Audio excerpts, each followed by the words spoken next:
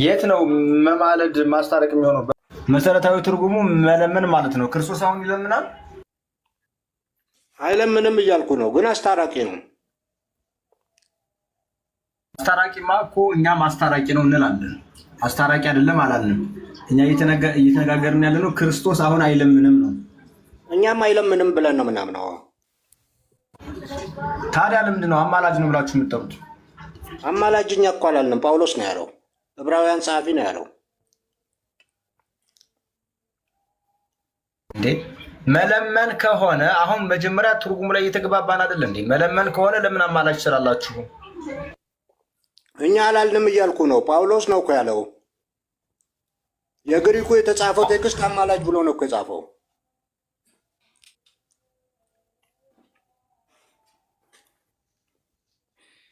እኮ ጳውሎስ አማላጅ ሲል አሁን ይለምናል እያለ ነው። ይለምናል አላልንም እኛም። መማለድ ማለት መለመን ማለት ነው አልን እኮ። አልተስማማንም በሐሳቡ። አንተ ወደምትፈልገው እኮ መሄድ የለብህም። ጳውሎስን ልመን ወይስ አንተን ልመን? አስቸጋሪ እኮ ነው። ጳውሎስ ስለኛ የሚማልደው ክርስቶስ ኢየሱስ ነው። ከማን ጋር የምታወራ መስሎ ነው እኮ። የትኛውን ጳውሎስ ልመን ብዬ ነው? ግራ ገባኝ እኮ። ምንድን ነው መሰረታዊ ትርጉም ምንድን ነው? እሺ ጳውሎስ ይወልይ ይማልዳል አለ። መሰረታዊ ትርጉሙ ደግሞ እዛም መሰረታዊ ትርጉሙ ያለበት መጽሐፍ ቅዱስ መዝገበ ቃላት ላይ ስንሄድ እዛ ጋም ክርስቶስ ይማልዳል ብሎ አስቀምጦታል። ከፈለክ ክፈተውና እንየው።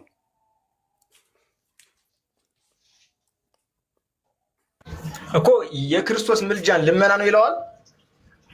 እኛም ልመና ነው አላለም። ክርስቶስ ይማልዳል ነው ያለው። መጽሐፍ ቅዱስ መዝገበ ቃላቱም ይማልዳል ነው ያለው። መማለድ ማለት መለመን ከሆነ በደንብ ስማ ወንድማችን፣ መማለድ ማለት መለመን ከሆነ ክርስቶስ የማይለምን ከሆነ ለምን ይለምናል ትላለህ? ወይም ለምን ይማልዳል ትላለህ? እኔ ይለምናል አላልኩም፣ ይማልዳል ነው ያልኩት። ይማልዳል ያለው ደግሞ ጳውሎስ ነው። የመጽሐፍ ቅዱሱ መዝገበ ቃላትም ይማልዳል ብሏል። አሁን ከጳውሎስም ከመጽሐፍ ቅዱስ መዝገበ ቃላቱም ተቃራኒ አንተ ወደምትፈልገው ሀሳብ ለመሳብ ብለህ ይለምናል ካልክ አንተ በልኛ አላልንም። እየተነጋገርን ያለውን አልገባህም ማለት ነው። አሁን እሺ ጳውሎስ ይማልዳል ሲል ምን ማለቱ ነው? አዎ አሁንም ሕያው ነው። የሰራው ስራ ድሮ ሰርቶት አንድ ጊዜ የቀረ ስራ አይደለም። አሁንም የሚያስታርቀን የክርስቶስ ደም ነው። አሁንም ኃጢአት ስንሰራ በፊቱ የሚያቀርበን የክርስቶስ ኢየሱስ በመስቀል ላይ የፈሰሰው ደም ነው። አሁንም ሕያው ነው። ሊቀ ካህናችን ነው። ሊቀ ካህናችን ደግሞ የገዛ ደሙን ይዞ ገብቶ ስለኛ አሁን ይታይልናል እያለ ነው። ጠበቃችን ነው እያለ ነው ዮሐንስም። ስለዚህ ሐዋርያቶች ሁሉ ያሉትን ነገር ዛሬ ተነስተን ልንቀይረው አንችልም እኮ። እነሱ ይህን ሲሉ ይለምናሉ ማለታቸው ነው ወይ? አሁን ይለምናሉ፣ እኛም አላልንም። አንተ እንድንሽ ልበልልህ ልሳሳትልህ? ይለምናል ማለት ይለምናል አትበለኝ። ይማልዳል ማለት መለመን ማለት ነው አይደለም? አይልማ። መጽሐፍ ቅዱስም መዝገበ ቃላቱም አይልም። ጳውሎስም ይለምናል አላለም? አይልም። ይማልዳል ማለት መለመን ማለት አይደለም? አይልም እንደዛ? አዎ አንዱ ትርጉሙ መለመን ነው። ግን ከዛው ክርስቶስ ይማልዳል ብሎ እኮ እዛው መዝገበ ቃላቱ ላይ አስቀመጣል እኮ። ግን መለመን የእሱ ምልጃ መለመን አይደለም ብሎ አስቀመጣል። አሳየ። እሺ መጀመሪያ መማለድ ማለት መለመን ነው አይደለ? ላውጣ በትልቁ አድርገኝ መስፍን። አሁን እኮ ይኸውልህ ሁለት ሶስት ነገር አሁን ከፕሮቴስታንት ትልቁ ችግራቸው አንድ አይነት አቋም የላችሁም። በየደቂቃ ተቀያየራላችሁና እኛ እየተናገርን ያለነው መማለድ ማለት መለመን ነው ወይ? ይሄን እንግባባ። የምንግባባው መጽሐፍ ቅዱሱ በሚለው ነው። አንተ በምትፈልገው ሐሳብ በተረጎምከው እኮ አይደለም። መጽሐፍ ቅዱሱ ይለምናል አይልም። የመጽሐፍ ቅዱስ መዝገበ ቃላቱም ጳውሎስም ይለምናል። አሁን አንተ ይለምናል በሉልኝ ነው ወይስ ምንድን ነው ሐሳብ? አልገባኝም። መዝገበ ቃላቱ ይለምናል እንደሚል መጀመሪያ ማስረጃ አለ። አዎ እዛ ጋር ክርስቶስ የክርስቶስ ምልጃ ግን መለመን አይደለም ብሎ የክርስቶስን ምልጃ አስቀምጦታል። እዛው ሙሉውን ታነበዋል። ምልጃ የሚለው ቃል ላይ ነው መጀመሪያ መግባባት ያለብን ወንድማችን። አይ እሱማ እንደዛ ከሆነ አትፈራም። ለምን ሁሉንም አንብበው ለምን አንዱን ቆርጣ አንዱን ሙሉ መዝገበ ቃላቱ የተረጎመበትን ሁሉንም ታነባዋል። ክርስቶስ ነው ለቅዱሳን ነው። ቆይ ለክርስቶስ ነው ለቅዱሳን ነው ሳይሆን በመጀመሪያ ደረጃ መማለድ ማለት መለመን ማለት ነው ወይስ አይደለም? ይሄን ነው መግባባት ያለብን። አንዱ ትርጉሙ መለመን ነው። ሌላ ትርጉሙ ደግሞ መዝገበ ቃላት ሄደ ሌላ ካየህ ማስታረቅ ሊሆን ይችላል፣ ማስማማት ሊሆን ይችላል፣ አንዱን ከአንዱ ጋር ማስማማት ሊሆን ይችላል። ብዙ ትርጉም ነው ያለው። ግን እዚህ ጋር ስለ ክርስቶስ ሲናገር ስለ ቅዱሳን ሲናገር መለመን ነው። ስለ ክርስቶስ ሲናገር ግን መለመን አይደለም ምልጃው ብሎ አስቀምጦታል መዝገበ ቃላቱ። ለክርስቶስ ሲሆንና ለሌሎች ሲሆን ይለያያል። አዎ ይለያያል። እሱ አንድ ጊዜ በሰራው ስራ ነው። አሁን እየለመነ አይደለም። አሁን ምን እያደረገ ነው? አሁን በአብ ቀኝ ስራውን ጨረሰ አለ እኮ በመጽሐፍ ቅዱስ። አንድ ጊዜ አቅርቦ በአብ ቀኝ ተቀመጠ ይላል።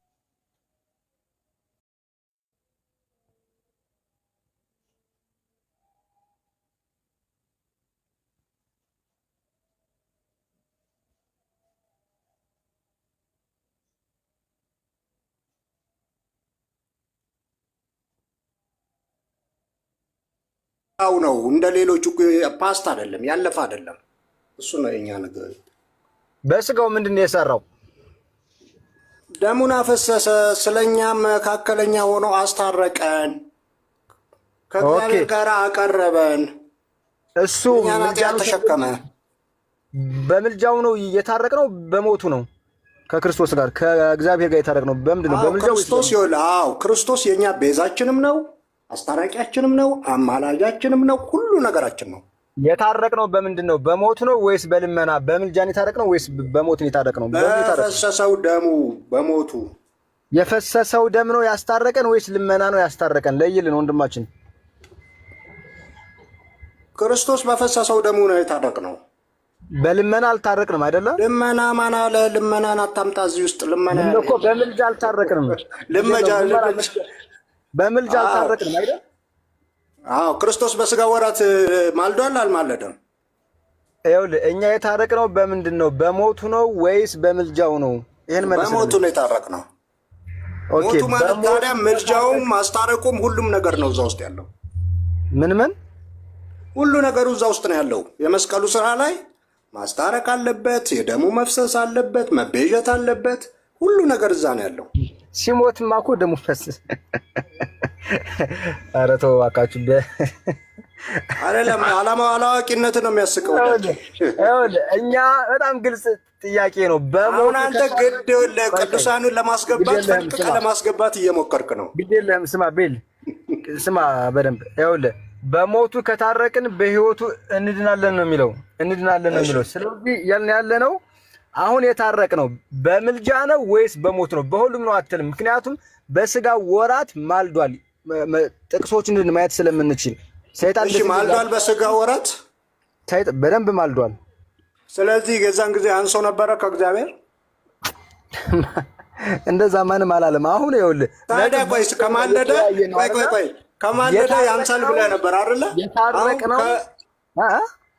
ከማለደ ያንሳል ብለህ ነበር አይደል? አላልኩም። ካፌ ያንሳን የሚል ቃልም እሺ። አሁን ለምን ሆነው? እሺ የዛኔ በስጋ ወራት ለምን ሆነው ያስታረቀን? ኦርቶዶክሳዊ ክርስቲያን ጋር እያወራ ልታጭበረብር አትችልም። ምን ሆነሃል? እየተናገርን ያለውን በደንብ ስማ። እያልን ያለ ነው የታረቅነው በሞቱ ነው ወይስ በምልጃው ነው አልነ። አንዱን በምልጃው ቆይ አሁን እዚህ ጋር ጥሩ ሀሳብ አምጥተሃል። ክርስቶስ ያማልዳል በስጋ ወራት አልክ። ሲያማልድ ክርስቶስ የዛን ጊዜ እየለመነ ነበር። አዎ ለምኗል። ስለዚህ ማንን ነው የሚለምነው? የባህሪ አባቱ እግዚአብሔርን። ስለዚህ አሁን ወደ ሌላ እየለመነ ነው ማለት ነው። እናንተ እንደምትሉት አንሶ ነው። ወደ ሌላ ማን ለምናል? ወደ ባህሪ አባቱ ወደ እግዚአብሔር በስጋ ወራት ለመነ ተብሎ ተጽፏል። ስለዚህ አሁን ማለደ ሲል ጳውሎስ ታዲያ ለምን ተቃወማችሁት? ጳውሎስም ማን ተቃወመ? አሁን እኮ ይኸውልህ እኛ እየተናገርን ያለውን በደንብ ስማ። አንተ ከጥያቄ ለመሸሽ ስለፈለክ ነው። ክርስቶስ አሁን ይማልዳል ወይ? ይሄ ነው ጥያቄያችን። አዎ ብሏል፣ ጳውሎስ ብሏል እኮ። መማለድ ማለት መለመን ከሆነ ክርስቶስ አሁን ይለምናል ብለህ ለመናገር ለምን ፈራ? ይለምናል ያላልንም እኛ። አሁንማ የወደቀ እየተነሳ እንዴት ይለምናል? ስራውን ጨረሰ እኮ። ልክፈት ማስረጃ። አሁን ትልቁ ችግር መጽሐፍትን አታነቡምና ትስታላችሁ እንዳለው መጽሐፍ እንደሱ ነው የሆነው። አታነቡምና ትስታላችሁ። መጽሐፍ መማለድ ማለት መለመን ማለት ያነበብከው እስቲ ያስረዳን ወዳጄ። ዝም ብለህ አስረዳ። አስረዳለሁ። ምን አደርጋለሁ? ህይወት ይሆንላችሁ፣ ህይወት ይበዛላችሁ ዘንድ እኮ እኛ ኦርቶዶክሳዊ ክርስቲያኖች ወንጌል እየሰበክንላችሁ ነው። አሁን ላንብብልህ። እሺ መልጃ አማለደ። በደንብ አድርገህ ስማ። እሺ መሰረታዊ ትርጉሙ አንዱ ስለሌላው ይታያል። ቪዲዮ አይደለ ወንድሞች እህቶች እዚህ አላችሁ። መሰረታዊ ትርጉሙ አንዱ ስለሌላው ምን ማለት ነው? መለመን። 4 ነጥብ። ይሄ የምልጃ መሰረታዊ ነጥብ ነው። አንብቦ ዝም ብለህ የምልጃ መሰረታዊ ትርጉም ነው። እስከታች አንብቦ። ቆይ እየተረጋጋ ምን ሆነሃል? እሺ በደንብ ስሙ። ክርስቶስ አሁን እኛ ይለምናል የማንለው መጽሐፍ ምን ይለምናል? እኛም አላልንም። ቆይ ተረጋጋ። ምን ሆነህ ነው? ከፍቻለሁ። ቆይ ይለምናል አላልንማ። ይማልዳል ማለት ምን ማለት ነው? በቃ ይማልዳል ነው ያለው። የኛ አፍ ውስጥ አትጨምር ቃላት።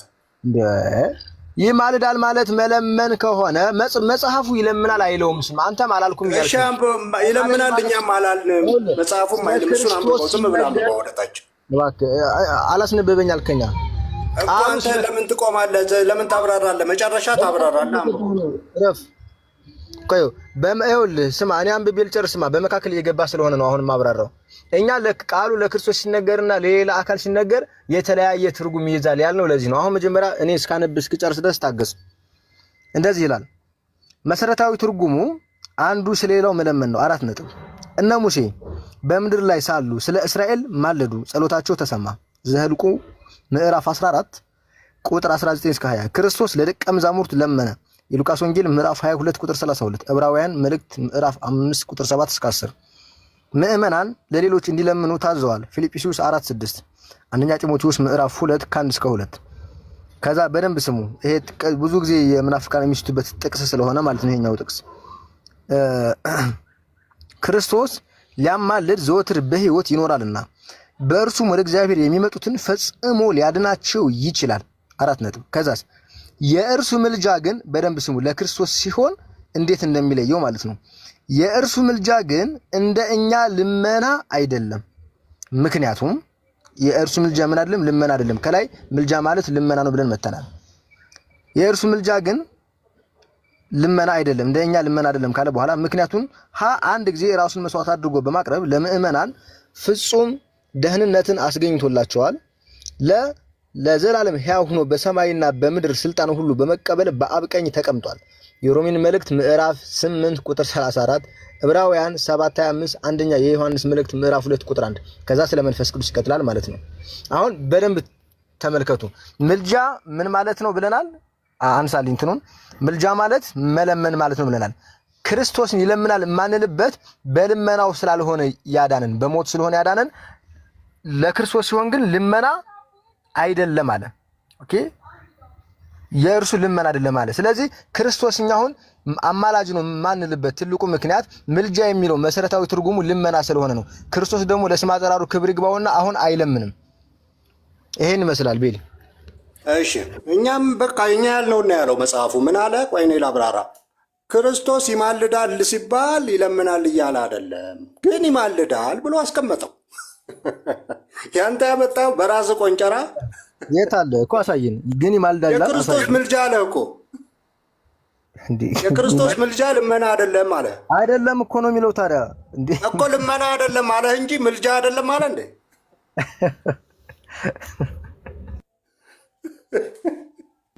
ስለዚህ የክርስቶስ ምልጃ ልመና አይደለም፣ ግን አንድ ጊዜ በሰራው ስራ ዕብራውያን 7:25 እኮ የጠቀሰልህ አንደኛ ዮሐንስ 2 እኮ ጠበቃችን የሚለውን ነው የጠቀሰልህ እኮ ወዳጄ።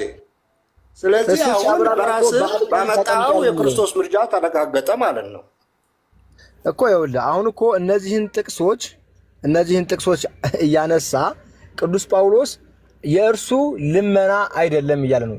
እኛም ልመና አይደለም ብያለሁ ከመጀመሪያው ጀምሬ ልመና አይደለም ብያለሁ።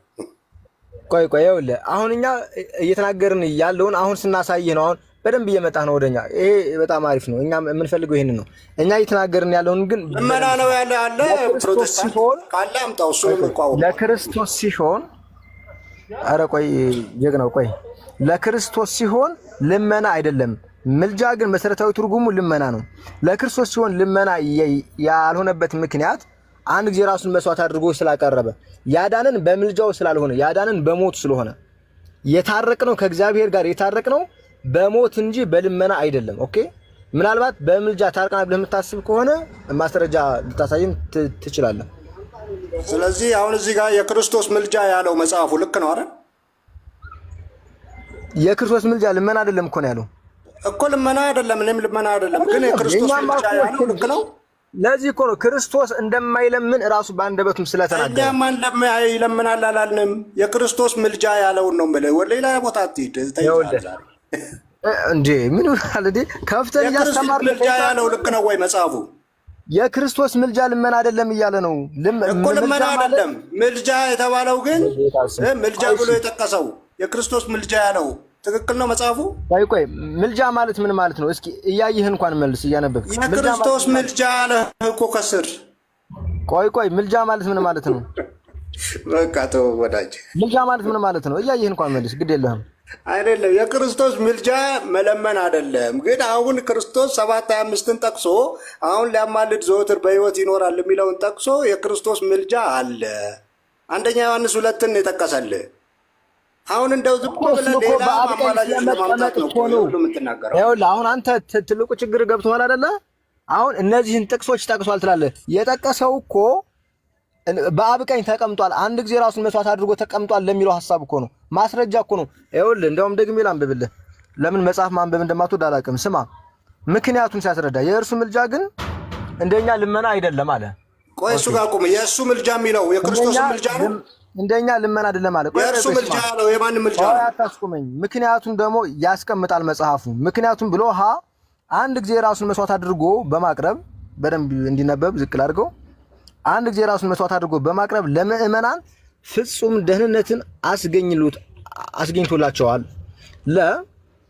ለዘላለም ሕያው ሆኖ በሰማይና በምድር ስልጣንን ሁሉ በመቀበል በአብ ቀኝ ተቀምጧል። አሁን ለነዚህ ማስረጃ ሲያቀርብ የሮሜን መልእክት ምዕራፍ 8 ቁጥር 34 የሞተ ይልቁንም ከሙታን የተነሳው በእግዚአብሔር ቀኝ ያለው ደግሞ ስለኛ የሚማልደው ክርስቶስ ኢየሱስ ነው የሚለውን ማለት ነው። ይሄና ምልጃ እሱን ጥቅስ ተቀበለው ማለት ነው። አንተ ተቀበለዋለህ ምልጃ ለዘላለም። ኧረ ቆይ ይሄን ጥቅስ የጠቀሰው እኮ ልመና አለመሆኑን ለማሳየት ነው። ቤል የክርስቶስ ምልጃ ብሎ ነው የጠቀሰው። እንዴ ለምን በህዝብ ፊት እንደዚህ ተዋሻለህ? የክርስቶስ ምልጃ ግን ብሎ አይደል የጀመረው እኮ። የክርስቶስ ምልጃ ልመና አለመሆኑን ለማሳየት ነው። ልመና አይደለም ግን እነዚህ ጥቅሶች የክርስቶስ ምልጃን የሚደግፉ ናቸው ብሎ ነው ያመጣው አይደል? ኧረ ኪዳነ ምሕረት።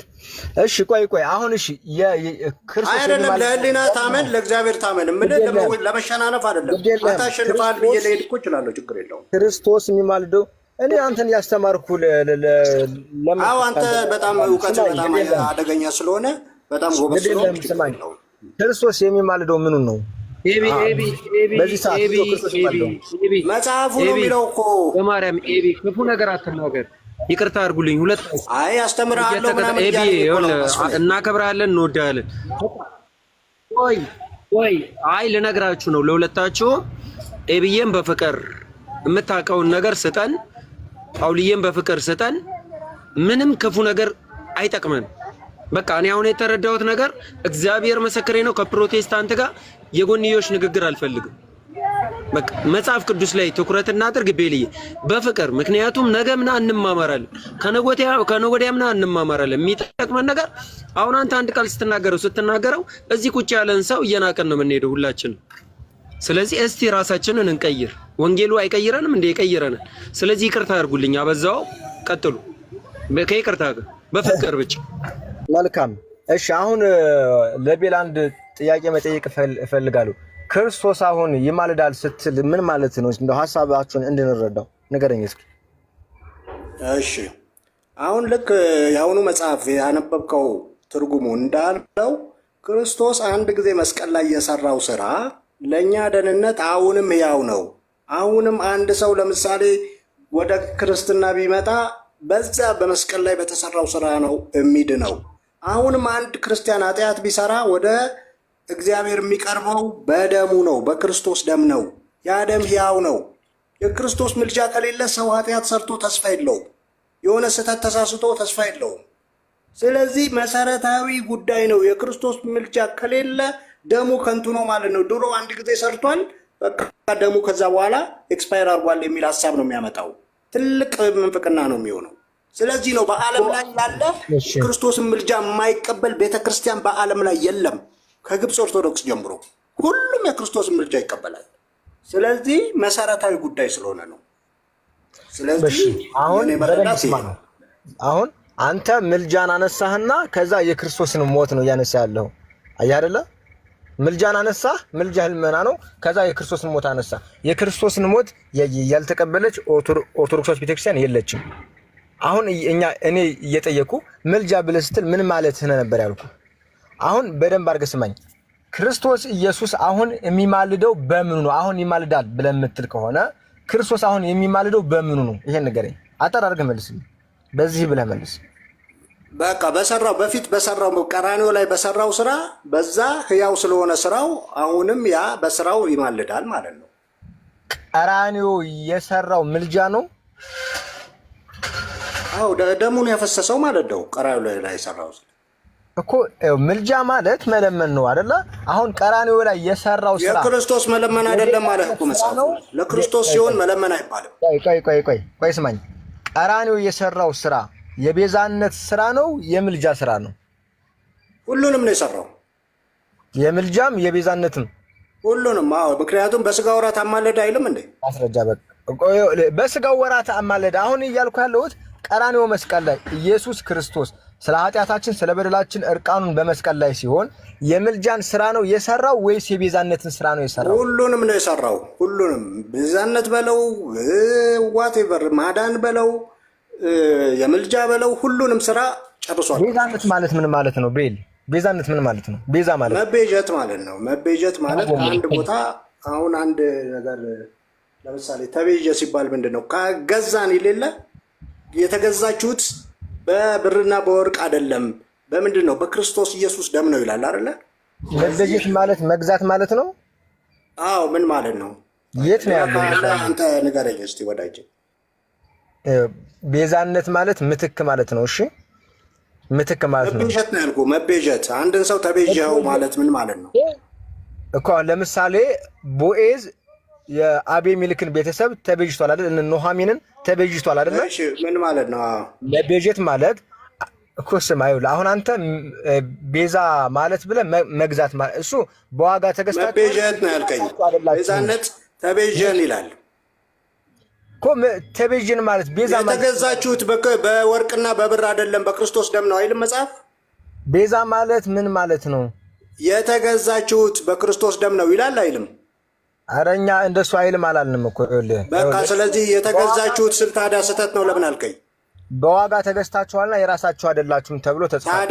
እኔ እየጠየቅኩ ያለሁት ቤዛ ማለት ምን ማለት ነው? ፍች፣ የቃሉ ፍች እሱ ነው። የቃል ፍች አይደለም፣ መጽሐፍ ቅዱስ ነው እኮ የምናወራው። የአማርኛ ክፍል እኮ አይደለም። በጣም እኮ ለዚህ እኮ አሁን ከፊደል ወርደን ቅድም መግዛት ስለ ክርስቶስ ገዝቶናል በደሙ ስለ አይ ልክ አይደለም መግዛት አይባልም አልከኝ። መጽሐፍ ቅዱሱ ደግሞ ተገዝታችኋል በዋጋ ተገዝታችኋል ይላል። አንተ ደግሞ መግዛት ልክ አይደለም ትላለህ። ምንድን ነው የሚሆነው? እሺ በጣም ነው የሚገርመው። አሁን ይኸውልህ በደንብ አድርገህ ስማ።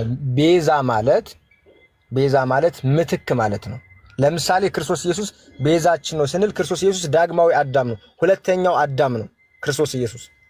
ኦኬ። ስለዚህ በመጀመሪያው አዳም ሞት መጥቶብን ነበር፣ በሁለተኛው አዳም ግን ህይወት መጣልን። ቤዛ ማለት ምትክ ማለት ነው። ቤዛ ማለት ምትክ ማለት ነው። ልክ ቦዔዝ እነ ሩትን እንደተቤዣቸው እና አቤም እነ ኑኃሚን እንደተቤዣቸው ክርስቶስ ኢየሱስ ደግሞ እኛን ተቤዥን። ምትክ የኛን ሞት ሞተ። ልክ በሁለተኛ ቆሮንቶስ ምዕራፍ 5 ቁጥር 20 ላይ እኛ በእርሱ ሆነን የእግዚአብሔር ጽድቅ እንሆን ዘንድ ኃጢአት ያላወቀውን እርሱን ስለኛ ኃጢአት አደረገው ተብሎ እንደተጻፈ እኛ በእርሱ እንድንሆን እርሱ በእኛ ቦታ ሆነ። እኛ ሞት ሲገባን የእኛን ሞት እሱ ወሰደ። እኛ ስለ ኃጢአታችን ደም ማፍሰስ ሲገባን እርሱ ስለኛ ኃጢአት ደሙን አፈሰሰ። በርባን ተፈታ፣ ኢየሱስ ክርስቶስ ግን ተሰቀለ ወይም ተያዘ። አሁን ቤዛ ማለት ምትክ ማለት ነው። ሌላ ጊዜ ይሄንን ያዙ።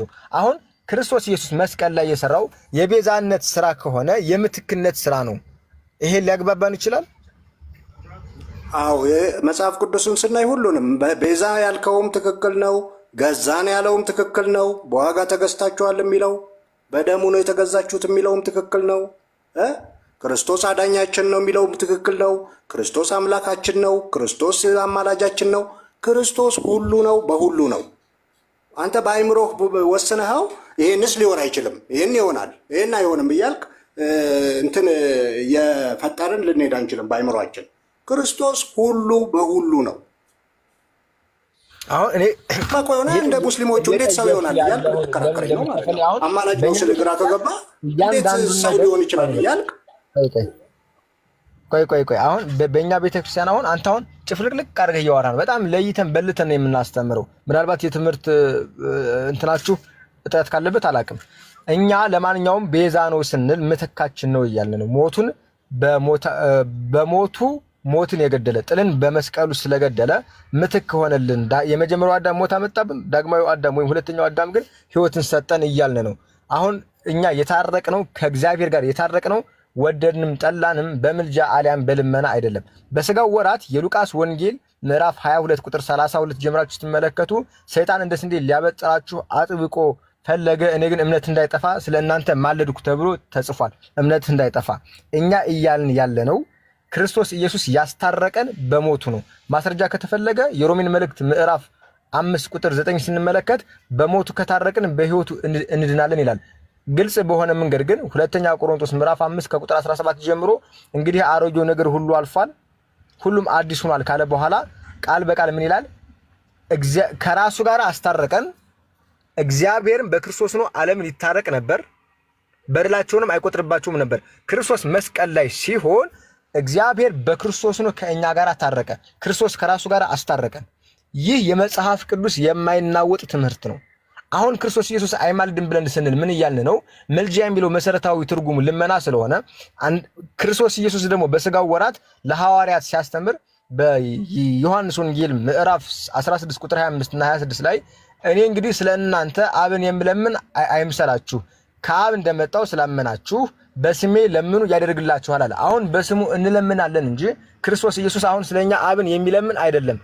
ለስም አጠራሩ ክብር ይግባውና ኃጢአታችንን በራሱ ካነጻ በኋላ በአብ ቀኝ ተቀምጧል። ስለዚህ ክርስቶስ ኢየሱስ አማላጅ ነው የሚለው ሐሳብ ምናልባት ሞቱን ልትናገሩበት ፈልጋችሁ ከሆነ መልካም እሰየው። ነገር ግን ሞቱን እንኳን ልትናገሩበት ትችሉበት ሞቱን ሞተ ብሎ መናገር ያስፈልጋል እንጂ ሞቱን ልመና አድርጎ ማቅረብ ልክ አይደለም። ምክንያቱም ነፍሱን ስለ ወዳጆቹ አሳልፎ እየሰጠ በልመና ሳይሆን ደም በማፍሰስ ስጋውን በመቁረስ ለኃጢአት ይቅርታ እኛን ከዳቢሎስና ከሞት በኃጢአትና በበደል ሙት ከነበርንበት ህይወት ያዳነን እርሱ ነው። ስለዚህ ቃል በቃል ክርስቶስ ኢየሱስ አማላጅ ነው ብለህ ስትል በተዘዋዋሪ ክርስቶስ ኢየሱስ ይለምናል እያልክ ነው። ምናልባት ሞቱን ለመናገር ፈልጋችሁ ከሆነ ሞቱን እኔም 2 ደቂቃ ስጠኝ። እኔም ሀሳቤን ልግለጽ፣ 2 ደቂቃ ስጠኝ። ኦኬ ወንድሜ ቴንኪው ስላብራራው ነገር። የመጀመሪያው ነገር በጣም ደስ የማይለው ነገር ምንድን ነው? እዚህ ሚዲያ ላይ ፕሮቴስታንቶች የማይሉትን ከቅድም ጀምሬ ይለምናል እያልን አይደለም ያልኳቸው። መጽሐፍ ቅዱስ ማብራሪያውም የክርስቶስ ይማልዳል ስንል ይለምናል ማለታችን አይደለም እያለ 10 ጊዜ ይለምናል እንድንል የሚፈልገውን ነገር ይለዋል እሱ። እኛ ይለምናል፣ ወድቆ ይነሳል፣ ይለምናል። ይሄ ሁሉ ምንድነው? የክርስቶስ እነ ጳውሎስ የጻፉትን ክርስቶስ ይማልዳል፣ ስለኛ የሚማልደው ስለኛ ሊማልድ በሕይወት ይኖራል፣ ክርስቶስ ጠበቃችን ነው እያሉ ሐዋርያቱ በሙሉ የጻፉትን የቤተ ክርስቲያን ጠቅላላ በየትም ብትሄዱ በካቶሊክም በኢስተርንም በኢቭን የግብፅ ቤተ ክርስቲያን ክርስቶስ ይማልዳል ብለው ነው የሚፈቱት። ስለዚህ ይህ ለምንድን ነው እዚህ ጋር ሊለይ የተፈለገው? ይህን ስንል ግን ምን ማለታችን ነው? ክርስቶስ አንድ ጊዜ የሰራው ስራ አሁንም ሕያው ነው። አሁንም ሰዎችን ሁሉ በደሙ ነው ወደ እግዚአብሔር የሚቀርቡት። ለምን? ደሙን ይዞ ገባ። አንድ ጊዜ ያፈሰሰውን ደም ደጋግሞ ሊያፈስ አይገባውም። አንድ ጊዜ ያፈሰሰው ደም ሕያው ነው ብሎ መጽሐፍ ቅዱስ ይናገራል። ስለዚህ ስለ ልመና ማንም ያወራ የለም። አንድ ፕሮቴስታንት ዛሬም እየወደቀ እየተነሳ ይለምናል ካለ ስህተት ነው አይልም መጽሐፍ ቅዱስ እንደዛ። እኛም ብለንም አናቅም። አሁን እነሱ እችን ለመቃወም ይለምናል ብለዋል ያለ የለም፣ ማንም ያለ የለም። ካሁን በኋላም ወቁት። ፕሮቴስታንት ይለምናል ክርስቶስ አይልም። እነ ጳውሎስ እንዳሉት ነው ይማልዳል የምንለው። እነ ዮሐንስ እንዳሉት ጠበቃችን ነው የምንለው። ዕብራውያን ጸሐፊ እንዳለው ነው ዘወትር ስለኛ ሊማልድ በሕይወት ይኖራል የሚለውን ያዝ ነው። ከሐዋርያት ትምህርት ውጭ ዝም ብሎ በፍልስፍና እንደዚህ ከማለደማ ከለመነ እያልክ ልመናን እኛ አፍ ላይ በማስቀመጥ እውነትን መሸፈን አይቻልም። ይሄ ሁሉ ምንድን ነው? የሆነ ሌላ አማላጆች ለማስገባት በውስጥ የክርስቶስን መልጃ አውጥቶ ሌሎችን ለማስገባት እየተደረገ ነገር ነው። ብዙ ሰዎች ማስረጃ የለም ማስረጃ እያልን ነው። ጳውልዬ አሁን ለተናገረው ማስረጃ ያስደግፍ። እሺ ማስረጃ ላስገባ። ሮሜ 8:34 ቆይ የግብፅም የሌሎችንም ማስረጃ ስጠን እስቲ። እሱን አመጣልሃለሁ። አሁን ሬዲ አይደለሁም፣ ግን ገብተህም ኢንተርኔት ላይ ሮሜ 8:34 ኮፕቲክ ኦርቶዶክስ እንዴት ነው የምተረጉመው ብለህ ብታስቀምጥ ቁጭ አድርጎ ያስቀምጥልሃል ዌብሳይታቸው ላይ።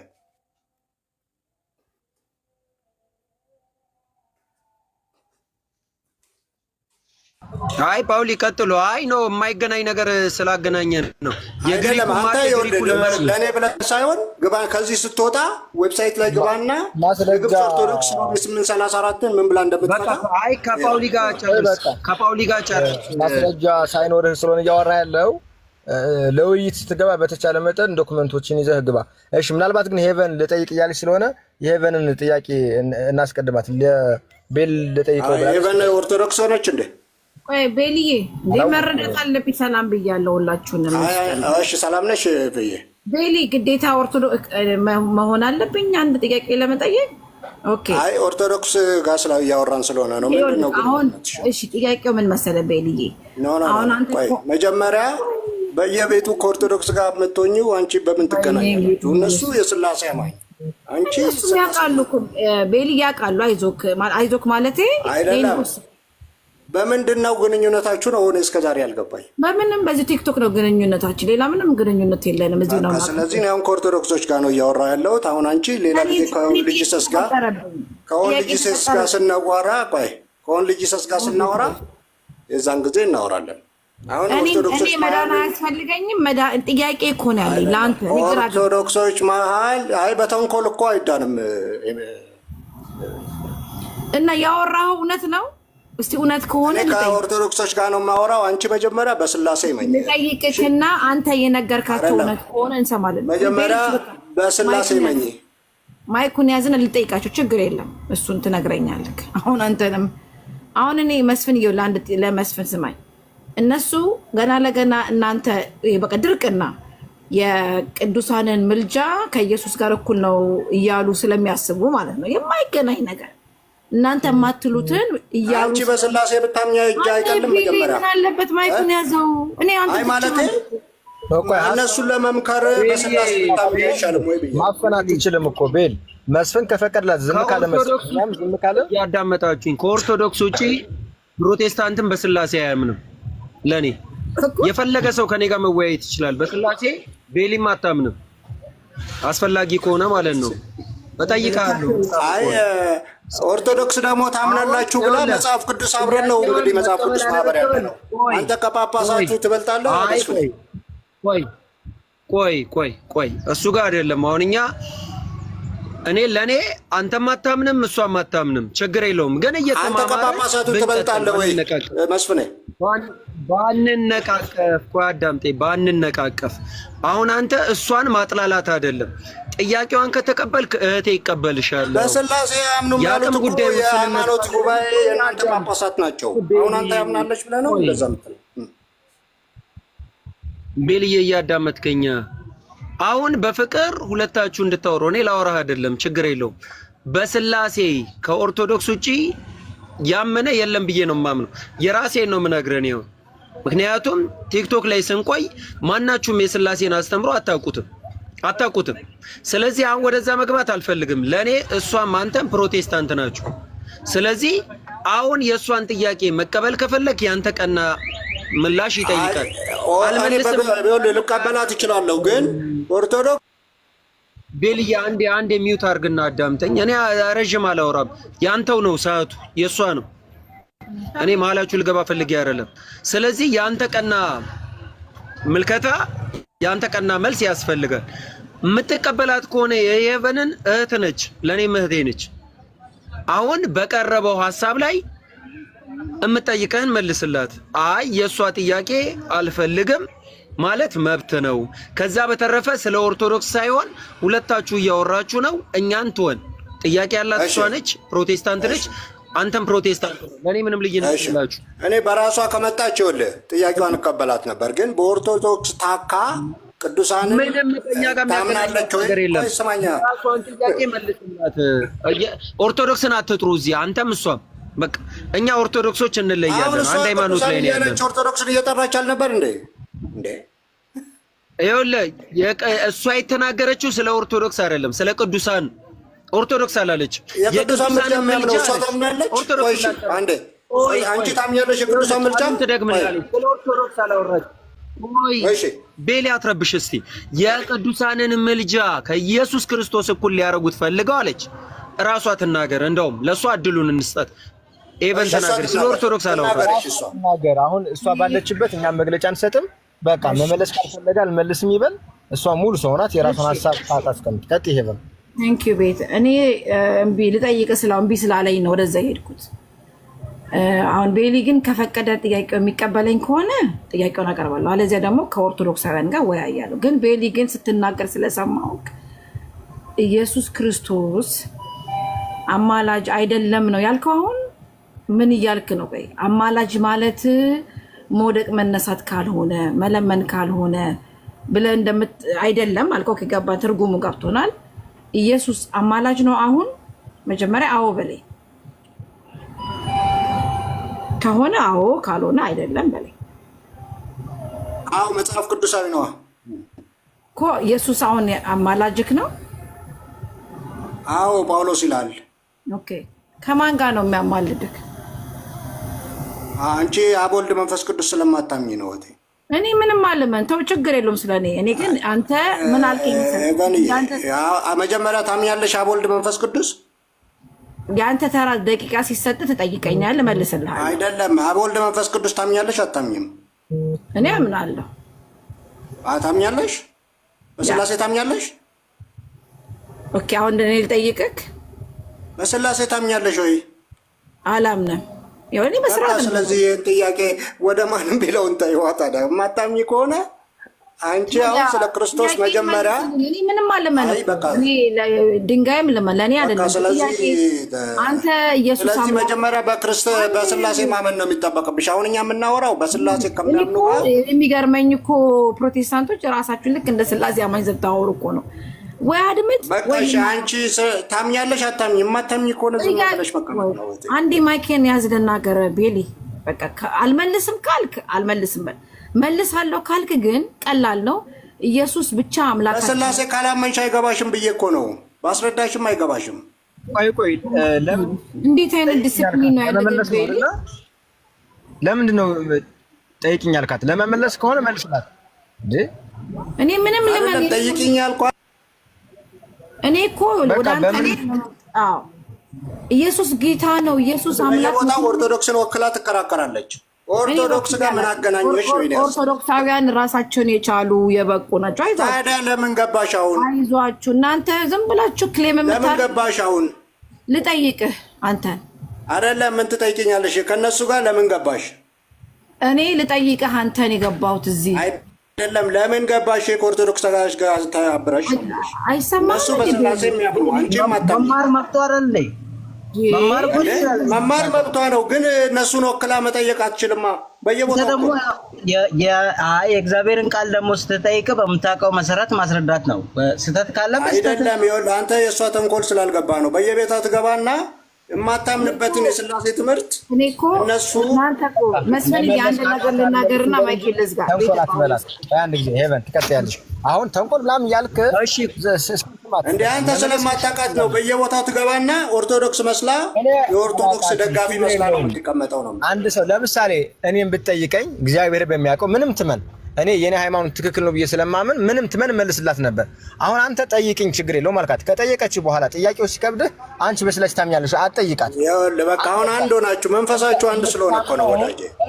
አንተ ስላሴን ከማያምን ሰው ጋር እንዴት ብለህ ነው እንደዚህ ስማኝ? እኔ ብትጠይቀኝ መተባበራችሁ ራሱ ይገርመኛል በጣም። መስፍንም ብለዋል። ኧረ ቆይ ስማ፣ ሚውት አድርግ። እኔ ሚውት ማድረግ ስለማልፈልግ ነው። ትልልቅ ሰዎችን አስተውለን እንስማ። ጠይቅኝ አልካት። መጠየቅ ስትጀምር አቋርጣህ ትጠይቃት። መጠየቅ ስትጀምር ስማት፣ ጥያቄዋን ስማት። መመለስ ከቻልክ መልስ፣ መመለስ ካልቻልክ ደግሞ አይ ይሄንን ጥያቄ ጳውሎስን ጠይቂው፣ ይሄንን ጥያቄ መስፍንን ጠይቂው ብለህ መልስላት እንጂ እሷ አንድ ሰው ለማወቅ እየጠየቀ ለምን ትጠይቂያለሽ አይባልም። ስለዚህ በስላሴ አላምንም ብላ እኮ ዘጋን። በቃ ከእሷ ጋር በስላሴ አላምንም ስላለች ምንም ብነግራት መጀመሪያ በስላሴ ማመን አለባት። አንዴ ማስታወቂያ ልናገር፣ ያው ረጅም ሰዓት ስለሆነ ዛሬ የለቀኩት ቪዲዮ አለ ከመወዳቸው ከሲዳማ ኦርቶዶክሳውያን አባቶች ጋር ቆንጆ ውሎ ነው የዋልኩት። ቆንጆ ውሎ እና ፕሮፋይሌ ላይ እየገባችሁ ለብዙ ሰው እንዲዳረስ አድርጉልኝ። ኦርቶዶክሳውያን አባቶች በየገጠር ካሉ ጋር ሄዶ መዋል እንዴት ደስ እንደሚል ባህላቸውን፣ የተለያየ ለአምልኮ ያላቸውን ነገር በአጠቃላይ እንደው መድኃኔዓለምን ስሙን ሲጠሩ ራሱ እንደው በጣም ደስተኛ ሆኜ የዋልኩበት ቀን ስለሆነ አካውንቴ ላይ የለቀኩት ቪዲዮ አለ። ሼር ኮፕ ሊንክ እያደረጋችሁ ለብዙ ሰው እንዲዳረስ አድርጉልኝ። አሁን ቤሊ ፈቃደኛ ነኝ ብለሃል። ሄቨን ተናግራ እስከምጨርስ ሚውት እንዳታነሳ፣ በቃ ባጭሩ ማለት። ምክንያቱም ጥያቄውን ከፈለክ ትመልሳለህ፣ ካልፈለክ አትመልስም። ዋናው የሷ የስላሴ ማመን አለማመን ሳይሆን ካንተ ሲታፕ ተነስታ ካንተ መልስ ተነስታ ስለሆነ የምትጠይቀ ፈቃደኛ ነኝ ብለሃታል። አሁን ወደ ፈቃደኝነት አንሄድም። ሄቨን ትጠይቅና ከዛ በኋላ ሚውት ታረጋለች፣ አንተ ደግሞ ትመልሳለህ። ይሄን የሚያዋጣን በቃ ፈቃደኝነትን ገልጸህላታል። ስለዚህ ሄቨን በአንድ ደቂቃ ውስጥ አሳጥረሽ ጠይቂ። ኦኬ፣ በአንድ ደቂቃ ውስጥ አመሰግናለሁ ስለተሰጠኝ እድል። ቤሊ ኢየሱስ አምላክ ነው፣ ኢየሱስ ጌታ ነው፣ ከኢየሱስ ሌላ አምላክ የለም ነው የምትሉት እና መዝሙራችሁም ላይ በአፋችሁም ስትናገሩ፣ ታዲያ ይሄ አምላክ ያልከው አሁን ደግሞ ወደ ማን ነው የሚማልደው? አሁን ደግሞ መልሳ አማላጅ ትላለህ እና አምላክ ምን እያደረገ ነው? እሺ በምድር ላይ ቢሆን እሺ እንላለን፣ ግን ሰማይም ላይ ከቀጠለ ምን ወደ ምድር አስመጣው? ሰማይ ላይ ሆኖ ምልጃን ማድረግ የሚችል ከሆነ ማስታረቅ የሚችል ከሆነ ከነበረ ለምን ምድር ላይ አስመጣ የሚለውን ነገር መልስልኝ ቤሊ። አሁን ስላሴ ላይ መደበቅ ተውና የኢየሱስን ጉዳይ ንገረኝ። አመሰግናለሁ። ጨርሰሻል? ይበን የጥያቄሽን ጨረስኩ። ማይክ ዘግቻለሁ። ኦኬ እሺ። ለማንኛውም ልመልስልሽ። ኢየሱስ ክርስቶስ አምላክ ከሆነ ለምን በሰው ሆነ? ለምን በምድር ተመላለሰ? ለምን ተገረፈ? ለምን ተመታ? ለምን እንደዚህ ሆነ የሚለው ጥያቄ አይ ቲንክ የክርስቲያን ጥያቄ አይደለም። እሺ አንቺን ለመመለስ በመጽሐፍ ቅዱስ ልመልስልሽ። ጳውሎስ ምን ይላል? የሞተው ይላል። መቼ ነው የሞተው? ምድር ላይ ሲመላለስ በነበረበት ጊዜ። ከሙታን የተነሳው መቼ? የዛን ጊዜ። በእግዚአብሔር ቀኝ ያለው መቼ? አሁን። ደግሞ ስለኛ የሚማልደው መቼ? አሁን። ስለዚህ የሐዋርያቶቹን ትምህርት ትቼ በእኛ ሎጂክ አንሄድም። መጽሐፍ ቅዱስ ነው የሚለው፣ እኛ አላልንም። በአብ ዘንድ አሁን ጠበቅ። ቆይ አሁን በቃ ጠይቀሽ ጨርሰሻል። እኔ መልሴን መልሳለሁ። ዲቤት አይደለም የያዝነው። እሺ እህቴ፣ ከዛ ከፈለገሽ ትወስጂዋለሽ፣ ካልፈለግሽ ትጠይዋለሽ። ከዛ ምን ይላል? በአብ ዘንድ ጠበቃ አለን ይላል። መቼ? አሁን። ስለዚህ ክርስቶስ ጠበቃችን ነው፣ አማላጃችን ነው ብለው ሐዋርያቶች ከጻፉ አሁን በእኛ ሎጂክ እንዴት ይሆናል ብለን የክርስቶስን አማላጅነት፣ የክርስቶስን ጠበቃነት፣ የክርስቶስ ስለኛ የሰራውን ስራ በዜሮ ልናባዛ አንችልም። ይሄ ነው መልሱ። የጠየቅኩ ጥያቄ አድመጠኝ። በቃ አሁን አንቺ የፈለግሽው ጭቅጭቅ ነው። ከፈለግሽ መቀበል ትችያለሽ። መልሱ መልሼልሻለሁ። እኔ እሱን አልጠየኩም። የጠየኩት ኢየሱስ ምድር ላይ ከሆነማ ችግር የለውም እኮ አልኩህ። ስለ ምድር አይደለም ያወራሁት። አሁን የሞተው ከሙታን የተነሳው ያለው ምድር ላይ ነው። ማይክ ዝጋልኝ፣ ያዝልኝ። ቆይ አንዴ፣ እሱ አይደለም ጥያቄ ቤሊ፣ አንድ አድምጠኝ። ቆይ ስሚኝ፣ ምድር ላይ አማልዷል ብለሻል አይደለ? ማይኩን ዝጋልኝ። አልጠየኩም እሱን በቃ ጎበስ የጠየኩክ ምድርም ላይ አልጠናን በእናንተ ሐሳብ እኮ የምድሩም አልበቃውም ሰማይም ገና እያደረገ ነው ብላችሁ ስለምታምኑ እሺ ምድር ላይ ይሁን እሱን ተቀበልኩ ችግር የለም። ምንድነው ሰማይ የሚቀጥልበት ጉዳይ ነው። እኔ ጉዳይ ጳውሎስ ያለው ምንድነው? ምድር ላይ ነው ያለው። ኦይ ጌታ ኢየሱስ ሆይ እኔ ጥያቄና እኔ ጳውሎስ አትንገረኝ። እኔ ያልኩት ምድር ላይ ጳውሎስ አትንገረኝ። ታዲያ ከመጽሐፍ ቅዱስ ከየት ልንገርሽ? ታዲያ አትጩህ። አሁን አታምታታ ነገር ወዲ የጠየኩህ ምንድነው? ከማን ልንገርሽ? ከመጽሐፍ ቅዱስ ካልነገርኩ ከማን ልንገርሽ? አንዴ ቤል ያልከው በሰማይ ላይ የሚቀጥል ከሆነ ምድር ላይ ያደረገው ነገር ምንም እኮ ጥቅም የለውም የምትለኝ ነገር ሰማይ አንቺ እኮ ያንቺን ሎጂክ እኮ አይደለም የምናወራው። መጽሐፍ ቅዱሱ ይላል ወይ? መጽሐፍ ቅዱስማ አንዴ ሰርቶ ጨርሶ በአብ ቀኝ ተቀመጠ። ጳውሎስ ተሳስቷል ማለት ነው። ተቀመጠ እያለ እናንተ እኮ ይሰራልናል። ጳውሎስ ስለኛ የሚማልደው ሲል ተሳስቷል ወይ? በቃ መስፍን ዝም ብሎ ነው የሚያወራው እንዴ? እኔ እኮ 2-3 ጥቅስ አሳየሁሽ እኮ። ስለዚህ አሁን አንቺ የመጀመሪያም የገባሽው ለመጨቃጨቅ ነው እንጂ እውነት ኦርቶዶክስን ደግፈሽ ምናምን አይደለም። እንደው ለጭቅጭቅ ብለሽ ነው። ቤሊ ድምጼ እሺ ይሰማል? ኦኬ አዎ ይሰማል። እሺ ቤሊ ወደ ኢየሱስ ክርስቶስ ትጸልያለህ? እኔ ደግሞ ልጠይቃችሁ። እኔ እስካሁን ተጠይቄያለሁ፣ ልጠይቃችሁ። ቆይ አንዴ ወደ ኢየሱስ ክርስቶስ አይ በቃ ጠይቃችሁኛል። እኔ ደግሞ ልጠይቃችሁ። አይ አልጠየኩም። እሺ አንዴ ልጠይቅና ለመሰለ እኔ እስካሁን ድረስ በሙሉ ወደ 10-20 ጥያቄ ተጠይቄያለሁ። እኔ ደግሞ ልጠይቃችሁ። አይ እስካሁን ድረስ ያወራው እንዲገባኝ ጥሩ ነገር በቃ ገብቷል። እስካሁን ያወራሁትና አሁን በመደግመው እሱን ነው የምደግመው። እኔ የመጽሐፍ ቅዱስን ሀሳብ ነው የራሴን አላወራም። ስለዚህ እስቲ ልጠይቃቸው። አንተ ልጠይቀው ወዳጄ? ኧረ ትጠይቀኛለህ። ቆይ አንዴ ልጠይቅ መጀመሪያ። እስካሁን ባወራው በቃ ሁሉ ሰው ጠይቆኛል። አሁን ልጠይቅህ እያልኩ ነው። ካልሆነ በቃ ልውጣ። ዝም ብሎ መዳረቅ ነው የሚሆነው። አሁን ባወራከው ላይ ጥያቄ ስላለኝ ያልገባኝ ነገር ስላለ እንዲገባኝ ልጠይቅ። በቃ ጠይቀኸኛል። እስካሁን መልሻለሁ። እኔ ደግሞ አንድ ጥያቄ ልጠይቃችሁ። እኔ መች ጠየኩ? ወንድም ባለም ተረጋጋ። እሺ አሁን ወደ ኢየሱስ ክርስቶስ ትጸልያለህ አንተ? እኔ ወደ እግዚአብሔር አብ እጸልያለሁ፣ ወደ እግዚአብሔር ወልድ፣ ወደ እግዚአብሔር መንፈስ ቅዱስ ወደ ኢየሱስ ክርስቶስ ትጸልያለህ? ቆይ አዎ እጸልያለሁ። ለምን አልጸልይም? እሺ ኃጢአቴን ይቅር በለኝ ብለህ ነው የምትጸልየው ወይስ አማልደኝ ብለህ ነው የምትጸልየው? ኃጢአቴን ይቅር በለኝ ነው እንጂ ብዬ የምጸልየው። ስለዚህ አማላጅ አይደለም እያልከን ነው ወንድማችን?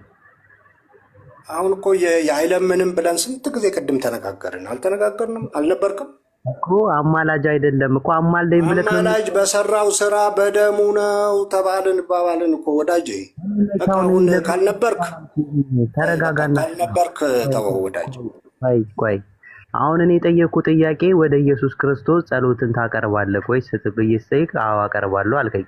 ስለ ኃጢአትህ ኢየሱስ ክርስቶስን አማልደኝ ብለህ ነው የምትጸልየው ወይስ ደግሞ ይቅር በለኝ ጠበኝ ብዬ ነው የምጸልየው? ደሙ ነው የሚያማልደኝ። የሰራው ስራ ነው እንጂ የሚያማልደኝ አሁን አይለምንም።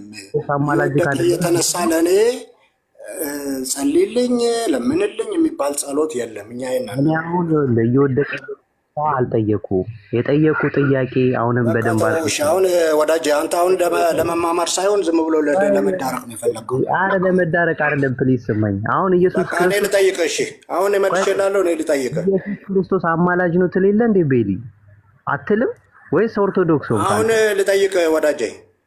መች መለስክና ነው የምጠይቀኝ? በቃ እኔም እሺ የምችለው መልሻለሁ። በቃ ካልገባ እንትን ካልተቀበልከው አልተቀበልከውም እኮ። ኢየሱስ ክርስቶስ አማላጅ ነው ትላለህ ወይስ አትልም? አሁን ላይ ጳውሎስ ነው ያለው፣ እኔ አይደለም ያልኩት ወዳጄ። አማላጅክ ነው አይደለም? ጳውሎስ ነው አማላጅ ነው ያለው፣ እኔ አይደለሁም እኮ። አማላጅ ብለክ ደግሞ ከተረዳክ ደግሞ እኔ የጠየቅኩ ጥያቄ ወደ ኢየሱስ ክርስቶስ ስለ ኃጢአትህ ይቅር በለኝ ብለክ ነው የምትጸልየው ወይስ ደግሞ አማልደኝ እያልክ ነው የምትጸልየው? አሁን ኢየሱስ ክርስቶስ አማልደኝ ብዬ ይለምናል ብዬ አይጸለይም። አንዴ በሰራው ስራ ነው የሚያማልደን ብዬ እኮ ነው። ኃጢአትህ እኮ ነው የሚማልድልክሽ ክርስቶስ። ስለምንድን ነው አማላጅ ነው የሚማልድልን? የሰራው ስራ ነው የሚማልድልን ወዳጄ። ኦኬ እሺ፣ ኢየሱስ ክርስቶስ ጋር አንተ ስታምን አልታረክም መጀመሪያ ማለትም ነው? አሁንም ድጋሚ ቆይ፣ ለምሳሌ አሁን አንተ ለምትሰራው ኃጢአት ደሙ ያስታርቀኛል ብለህ ትወስድ የለም እንዴ? እኮ እኔ የጠየቅኩ ጥያቄ በደንብ አድርገህ ስማ። በቃ አሁን ወዳጄ በቃ ሌላ ሰው ይጠይቅ። ከሆነ አሁን ዝም ብለህ አይቶ በቃ ልጠይቅህ ከቻልክ አማልደኝ ብለክ ነው የምትጸልየው ብዬ ጠየቅኩ። ኢየሱስ በቃ ነገርኩ ቀደም አይደለ? ደሙ ነው የሚያስታርቀን እንጂ አሁን ኢየሱስ ክርስቶስ አይለምንም እየተነሳ እየወደቀ እየተነሳ አይለምንልንም ብዬ ነገር ስለ ኃጢአቴ ኢየሱስ ክርስቶስ አማላጅ ነው አሁንም ላይ ትሌለ እንዴ? ኢየሱስ ክርስቶስ አማላጅክ ነው ወይስ አይደለም? አማላጅ ነው። ኢየሱስ ክርስቶስ የሚያማልደው በሰራው ስራ ነው። ቀራንዮ ላይ በሰራው ስራ ነው የሚያማልደው እንጂ አሁን አይለምንም። በቀራንዮ መስቀል ላይ ስታምን አልታረክም? አሁን ላይ ታዲያ እንዴት ነው አማላጅ የሚያስታርክክ? አሁን ለምትሰራው ኃጢአት በምንድን ነው የምትቀርበው? ኦኬ፣ ስለዚህ አሁን ላይ ቤሊ ለሰራው ኃጢአት ኢየሱስ ክርስቶስ አማላጁ ነው። ደሙ የሰራው ስራ ደሙ ሕያው ነው እኮ። ስታምን አንድ ጊዜ ታረክ፣ ከአብ ከወልድ ከመንፈስ ቅዱስ ከራሱ ጋርም ታረክ አይደለ? አሁን ላይ ግን በኋላ ለምትሰራው ስራስ አታራቂ ነው እያልክ ነው። አሁን ለምትሰራው ኃጢአት እኮ አሁን ላይ ለምትሰራው ነገር ነው ወይ አማልደኝ ብለህ የምትጸልየው እኮ ነው እያልኩ ያለሁት ወዳጅ። ደሙ ነው፣ በደሙ ነው የምትታረቀው። ደሙ ነው የሚያጥብህ፣ በደሙ ነው ወደ እግዚአብሔር የምትቀርበው እንጂ አሁን ለምንልኝ አሁን ይህን ስራልኝ የሚባል የለም። ኢየሱስ ክርስቶስ አሁንም አማላጅ ነው። አንተ አማኝ ስትሆን አንዴ ተረጋጋና ስማኝ። አሁን ኢየሱስ ክርስቶስን አምነክ ስትቀበል የኢየሱስ ክርስቶስ ደም ከኃጢአት ሁሉ ያነጻል ብለህ በደሙ ታጠብክ፣ በኢየሱስ ክርስቶስ አመንክ፣ ከአብ ከወልድ ከመንፈስ ቅዱስ ጋር ታረክ። በምን? በቀራንዮ መስቀል ላይ በተከፈለልክ ዋጋ። አንድ ጊዜ ከታረክ በኋላ ደግሞ አሁንም ደግሞ መልሰህ ከአማላጅ ነው እያልከው ነው። ስለዚህ ኢየሱስ ክርስቶስ በምንድን ነው የሚያማልድክ? አንተ ስለምንድን ነው የሚያማልድክ እኮ ነው እኔ ጥያቄ እየጠየቅኩ ያለሁት። አንተ እንደዚህ አማላጅ ነው። አሁን ለምሳሌ እኔን ብጠይቀኝ ኢየሱስ ክርስቶስ አማላጅ አይደለም። ምክንያቱም ምልጃውን እነ ጳውሎስ ተሳስተዋል ማለት ነው። ቆይ አዳምጥ። ኢየሱስ ክርስቶስ ይኸውልህ ከሶስቱ አካል ስግው ቃል ስጋን ተዋህዶ ቃል ስጋ ሆነ ብሎ በመጽሐፍ ቅዱስ ያንተን ሐሳብ አትንገረኝ። በመጽሐፍ ቅዱሱ ንገረኝ እስቲ። እነ ጳውሎስ ተሳስተዋል ወይ? ቆይ ለመማርም ፈቃደኛ አይደለም። እንዲህ ደግሞ ስትጠየቅ ደግሞ ለመመለስም ፈቃደኛ አይደለም። ከራስህ እኮ ነው እያወራ ያለው። አሁን እስካሁን የምታወራው አንድ መጽሐፍ ቅዱሳዊ መሰረት ቃልም ስጋ ሆነ ብሎ አይናገርም። 14 ላይ ደግሞ ጳውሎስ ይማልዳል ሲሉ ተሳስተዋል ወይ? እነ ዮሐንስ ጠበቃችን ነው ሲሉ ተሳስተዋል ወይ?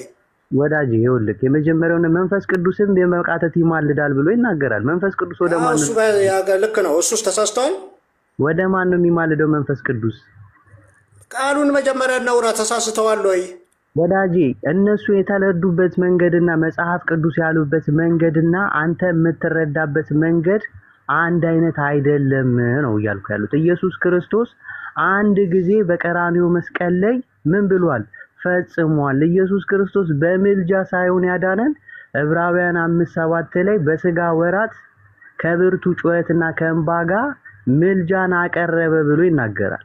ስለዚህ ኢየሱስ ክርስቶስ በስጋ ወራት ያቀረበውን አሁን በአባቱ ቀኝ ስራውን በቀራንዮ መስቀል ላይ ተፈጸመ ያለው ምኑ ነው ታዲያ ወዳጄ?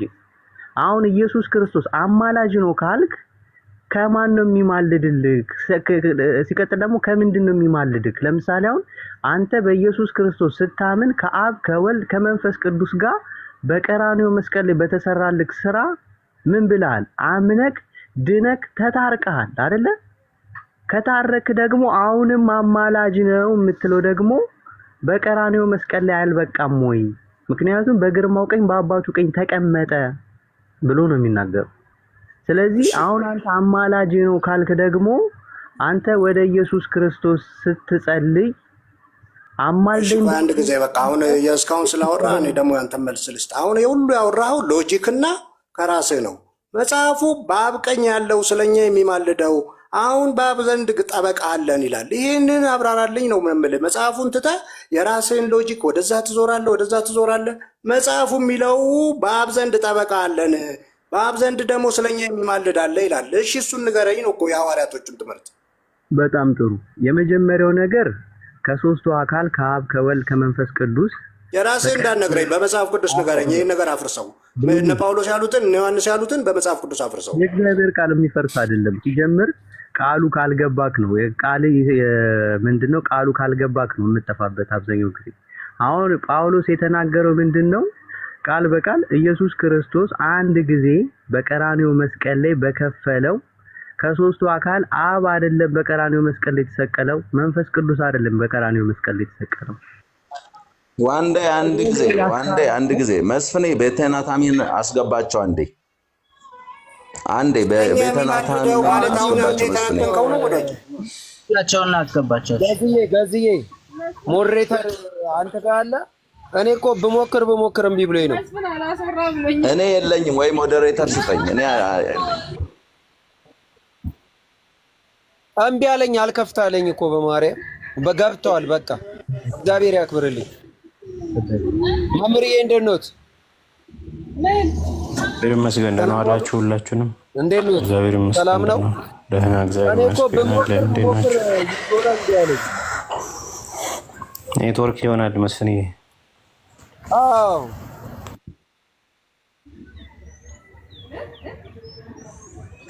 ኔትወርክ ትንሽ እያስቸገረን ነው። እስቲ ፋሚሊዎች ቀጥሉ።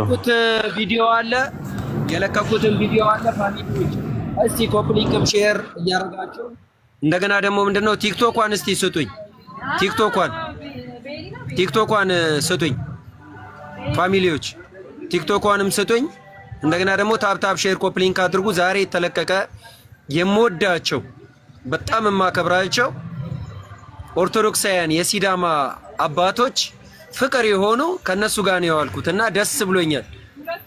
በሲዳመኛ ቋንቋ ኦርቶዶክስ ሲዘመር እመቤታችን ሲያወድሱ መድኃኔዓለምን ሲያወድሱ ነው የዋሉት። በቃ እንዲሁ ከነሱ ጋር መዋል የራሱ አስደስቶኛል እና ደስታዬን ያድላችሁ፣ ክፋት ሁሉ ያረቅላችሁ። ደስ ብሎኛል። ደስታችን የጋራ ያደርገው። ኢትዮጵያ የምትተነፍስበት እንባዋ የሚታበስበት የሞት ወሬ የማንሰማበት ሰቆቃ የሚጠፋበት ያድርግልን። እንግዲህ እግዚአብሔር አምላክ የአባቶቻችንን ጸሎት ይስማልን። ለዚህ ነው እኔ አባቶቻችን የዋሆች ስለሆኑ እኛ ደግሞ ከቴክኖሎጂ ጋር እንደው በቃ ተጣበቅን የምንል የዚህ ትውልዶች በጣም ደፋሮች ነን እና ከአባቶቼ ጋር ስለዋልኩ ደስ አለኝ ያልኩትም ለዚህ ነው። የነሱ ጸሎት ስለሚጠብቅመኝ ነው። ስለዚህ አካውንቴ ውስጥ እየገባችሁ ሪፖስት እያረጋችሁ ታፕ ሼር ኮፕሊንክ እያረጋችሁ ለሌሎች እንዲደርስ አድርጉልኝ። ደስታዬን አጋሩልኝ። ደስ ይበላችሁ። አመሰግናለሁ። እንግዲህ መምርዬ መቀጠል ይችላሉ ከተወያዮች በፊት። ችግር የለም ጀምረው ስለነበረ እድል ካገኘን እንገባለን። ቀጥሉ። ግን ምናልባት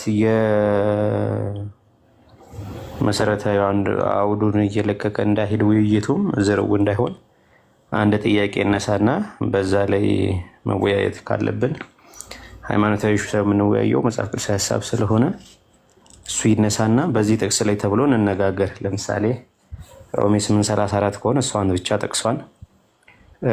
ከዛ ደግሞ ሲቀጥል ደግሞ የአንደኛ ዮሐንስ መልእክት ምዕራፍ 2 ቁጥር 1 እስከ 2 ያለው ልጆች ሆይ ኃጢአት እንዳታደርጉ ይሄንን እጽፍላችኋለሁ፣ ማንም ኃጢአት ቢያደርግ ግን ከአብ ዘንድ ጠበቃ አለን፣ እርሱም ጻድቅ የሆነ ኢየሱስ ክርስቶስ ነው። እርሱም የኃጢአታችን ማስተስሪያ ነው፣ ለኃጢአታችን ብቻ አይደለም ነገር ግን ለዓለም ሁሉ ኃጢአት እንጂ ይላልና እሱንም ከሆነ የመጽሐፍ ቅዱስ ክፍል እሱን ሌላም ከሆነ አንዷን እናንሳና በአንዱ ያለውን ሀሳብ ብንነጋገር ጥሩ ነው። እዛም ዝልል ከሆነ መፍትሄ ስለማይሆን ከዛ በፊት ግን መጽሐፍ ቅዱስን ብንረዳበትን መንገድም ግራውንድ አድርገን ብንሄድ ጥሩ ነው። ለምሳሌ አማኑኤል እየሄደበት ያለው መጽሐፍ ቅዱስ ሀሳብ ትርጓሜ ካለ ያን ትርጓሜ ከየት እንዳገኘው እንዴት እንደሆነ እየጠቀሰልን፣ ቤሊም እየተረጎምክ ከሆነ ከዚህ ነው ትርጓሜ የሚለውን ነገር ሀሳብ እንድታነሳለን። አይ የራሴ ሀሳብ ነው የራሴ ትርጓሜ ነው የምትለን ከሆነ ደግሞ ያው የሚጠይቁትን እየጠየቁ እያስማማን እንሄዳለን ማለት ነው።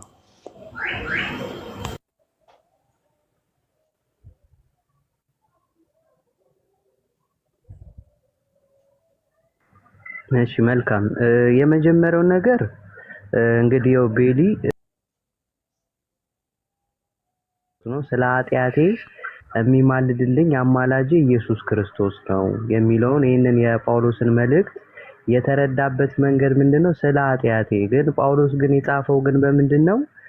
ከሶስቱ አካል ሰው የሆነው ስግው ቃል ሰው የሆነው ወልድ በስጋ ማርያም ተገልጦ ራሱ ታራቂ ሆኖ ራሱ መስዋዕት ሆኖ አስታራቂ ሆኖ መሀል ላይ ምን ብሏል? ኢየሱስ ክርስቶስ መስዋዕት የሆነው ራሱ ክርስቶስ በቀራንዮ መስቀል ላይ ነው። ምን ስግው ቃል። ስለዚህ ኢየሱስ ክርስቶስ በሰውና በእግዚአብሔር ማለት የኢየሱስ ክርስቶስ አምላክነትን ክደን ሰውነቱን ብቻ የምንቀበል ከሆነን ከመጽሐፍ ቅዱስ ከሐዋርያው ከቅዱስ ጳውሎስም ውጪ ነው የምንወጣው። ምክንያቱም ኢየሱስ ክርስቶስ አሁን ላይ አይማልድም፣ ስራውን ጨርሶ በቀራንዮ መስቀል ላይ ተፈጸመ ብሎ በግርማው በአባቱ ቀኝ ተቀመጠ። ግንስ ምልጃን በስጋ ወራት ያቀረበው ከሶስቱ አካል ደግሞ በቀራንዮ መስቀል ላይ በቤዛነቱ ያዳነን ማን ነው? ኢየሱስ ክርስቶስ ነው የሚለውን ነገር ለመግለጽ ነው ምልጃውን የተናገረው ማለት ነው። ቤሊ እንድትረዳ ስለ ኃጢአትህ ደግሞ አንድ ጊዜ ከታረክ አንድ ጊዜ በቀራንዮ መስቀል ላይ በተከፈለል በቤዛነቱ ከታረክ አሁን ለኢየሱስ ክርስቶስ አስታራቂ ነው የምትለው ከምን አንፃር ነው? ምክንያቱም አንድ ጊዜ ተታርቂያለሁ ብለሃል። ከዛ መልሰክ ደግሞ አሁንም ደግሞ አስታራቂ ነው ስትል ምንድነው? ወደ ይለምናል እየሄድክ ነው። ምክንያቱም አብ ያለው ወልድ እኔ ጋርም አለ ካለ ኢየሱስ ክርስቶስ አብ ያለው ወልድ የሌለው ምንድነው የሚለውን ነገር እስቲ ቀጥልና እንትን ልበል። እሺ ወንድሜ ተባረክ። ግን አሁን እያልኩ ያለሁት አሁን እኔ የማወራው እንደ መጽሐፍ ቅዱስ አንተ የምታወራው ከአይምሮህ ጋር እንዲስማማልህ። ኢየሱስ ክርስቶስ መጽሐፍ ቅዱስ ምን ይላል? የሞተው አለ የት? ምድር እያለ ከሙታን የተነሳው ምድር እያለ በእግዚአብሔር ቀኝ ያለው የሚለውን ምድር እያለ ብለህ ልትፈታ አትችልም። ስለኛ የሚማልደው የሚለውን ልትፈታ አትችልም። መጽሐፉ ነው የሚለው። የሚማልደው ግን እየለመነ ነው ያላለውን ሰው አፍ ውስጥ እየለመነ ብላችሁ አታስገቡ። አንደኛው እሱ ነው። ሁለተኛ በአብ ዘንድ ጠበቃ አለን ሲል መቼ? የዛሬ 2000 ዓመት ነው አይደለም። ይሄ ግን ስንል ዛሬ እየለመነ ነው ወይ? ዛሬ ጎንበስ ቀና እያለ ይለምናል ወይ አላልንም። ማንም ያለ የለም። ግን የክርስቶስ ስራ ሕያው ነው። አሁን ለምሳሌ አንድ ሰው ክርስቶስን አምኖ ተቀበለ፣ ክርስቲያን ሆነ። ክርስቲያን ሲሆን ኃጢአቱ ሁሉ በክርስቶስ ደም ይታጠባል። አሁን ክርስቲያን ከሆነ በኋላ ለሚሰራው ኃጢአት ለዛ ደሙ አያስፈልገውም? ያ ደም አሁንም አያቀርበውም? ቆይ አልታረክም። ቆይ አልታረክም። ስለዚህ የክርስቶስ ደም አሁን ኤክስፓየር አድርጓል። ድሮ ነበረ፣ አሁን ግን አይጠቅመንም። የክርስቶስን ስንቀበል ስናምን ነበረ የሚጠቅመን። አንድ ጊዜ አድኖናል። አሁን ደግሞ ደሙ አያስፈልገንም ከሆነ እሱን ንገረን። ግን አባቶቻችን ምን ብለው ነዋል? በክርስቶስ ስለኛ የሚማልደው ክርስቶስ ኢየሱስ ነው። በአብ ዘንድ ጠበቃ አለን፣ ስለ እነርሱ ሊያማልድ ዘወትር በሕይወት ይኖራል እያሉ አባቶች እየተናገሩ እነሱን ኢግኖር እናርጋቸውና በራሳችን አይምሮ እንሂድ ብለን ማሰብ ልክ አይደለም ነው የኔ ሀሳብ።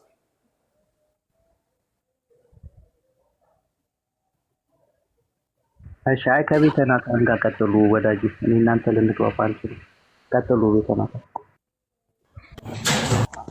እሺ ገዚህ ይቀጥል።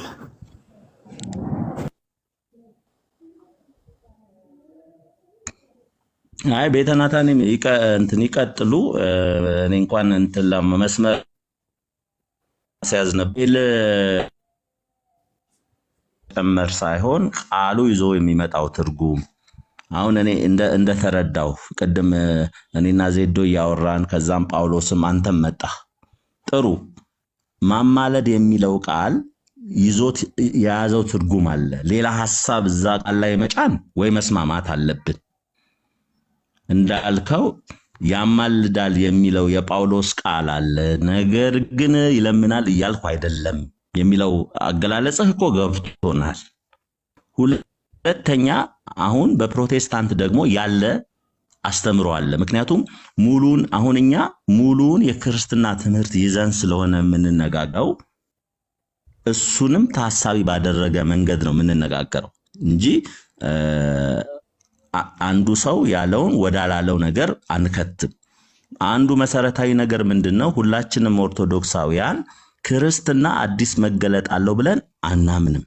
አባቶቻችን ያመኑት እኛም አሁን የምናምነው ወደፊትም ያሉት የሚያምኑት የተገለጠው እውነት በቤተ ክርስቲያን ውስጥ ነው ያለው። አረዳዳችን በቤተ ክርስቲያን ምን ውስጥ ነው ያለው? እንዴት ነው ቤተ ክርስቲያናችን የተረጎመችው? አባቶች እንዴት ነው የተረዱት? ሁለተኛ ይሄ ኦርቶዶክሳዊ ፍሪኖማው እንዴት ነው እንትናችን አለ አስተሳሰባ ህሊናችን ምንለው በዛ ነው። አሁን አንተም ስታቀርብ አንተ የምትለውን ነገር የምታቀርብ ከሆነ ያንተ ብቻ መረዳት አይደለም። ካንተ በፊት ያሉት አባቶች ብለህ የምትጠቅሳቸው በዛ መንገድ የተረዱት ካለ እነሱን ጥቀስ። አይ ኖ እኔ በራሴ እንደዚህ ላለው ካልክም በዛ ግልጽ አድርገውና ውይይቱን ለመማማር እንዲሆን እንጂ በዚህ ቃል ላይ ለመወቃቀስ አይደለም። እሺ ወዳጄ ተባረክ። እኔ እያልኩ ያለሁት ለምሳሌ አባቶች ስንል እንዴ እኛ ሐዋርያትን ትተን መጽሐፍ ቅዱስን የጻፉልንን የበጉን ሐዋርያት ትተን ሌላ አባት እንዴት ነው የምንፈልገው?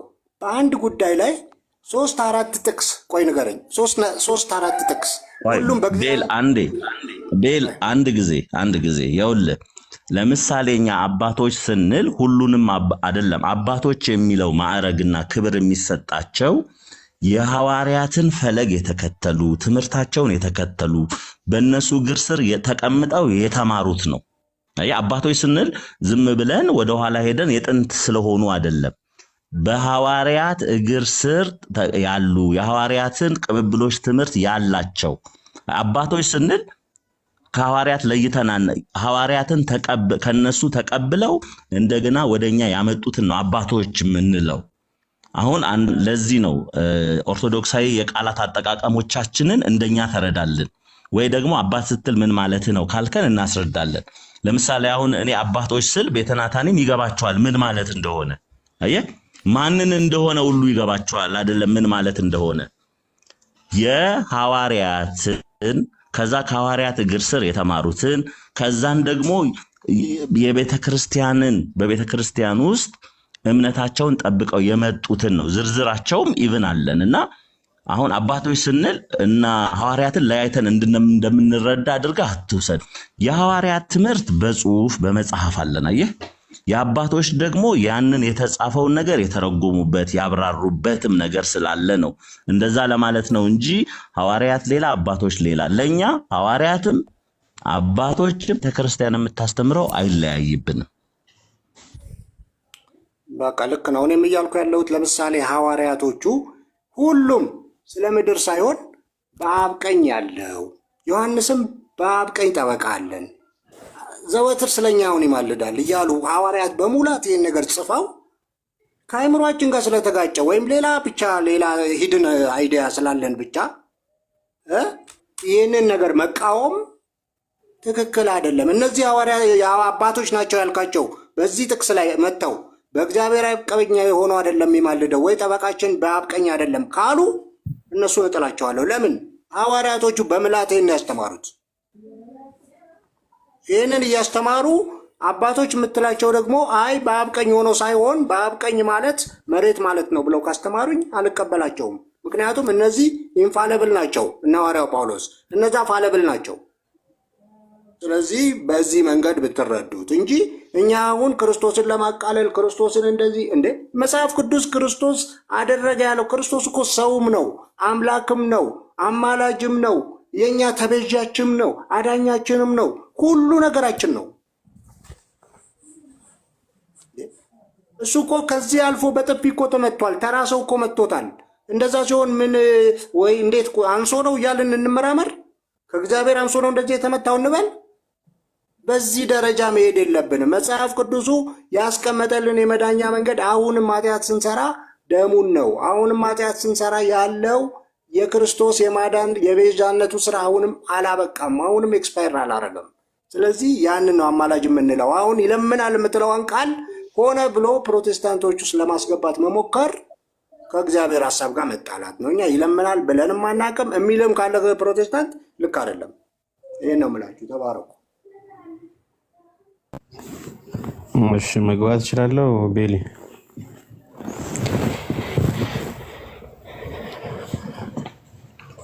ቤሊ መግባት እችላለሁ? እንቀጥል ከኔ ጋር። እሺ መምህር። እሺ አዳም አስቀድሞ ከሁላችን የበደለ አዳም ነው አይደለም? አዎ መጀመሪያ ሔዋን ነች፣ ከዛ አዳም ነው። ያው በአዳሙ ስለምትጠቀለል ብዬ ነው። አዎ ትክክል። አዳም የበደለው ማንን ነው? ከርዕሱ ጋር የሚሄድ ነገር ብናወራ ጥሩ ነው። አሁን ይሄ የሆነች ጥያቄ እያልኩ እዚህ ጥያቄ ጋር ይዘዋለሁ የሚል ነገር ሳይሆን በዚህ በምልጃ ርዕስ ነው የሚያወሩኝ። እኔ እንደዛ ብዬ አልጀመርኩኝም። መቢ አንተ ተሳሳተ መረዳት። በምን ርዕስ ነው የሚያወሩኝ? ወደዚያ ወደ ተነሳው ሀሳብ እንድንመጣ ነውና እንድንግባባ ከሆነ በምልጃ ጉዳይ አሁን በተነሱት ጥቅሶች ያለውን ሀሳብ እኮ ግራውንድ ላይ እንድንደርስ የጋራ መስማማት ላይ ለምሳሌ አሁን ምን ተስማማን? አስቀድሞ የበደለው ማን ነው ስንል ያው አዳምና ሔዋንን ጠቀሱ። ያው ሔዋን በሱ ስለምትጠቃለል አዳም አለን፣ ተስማማን።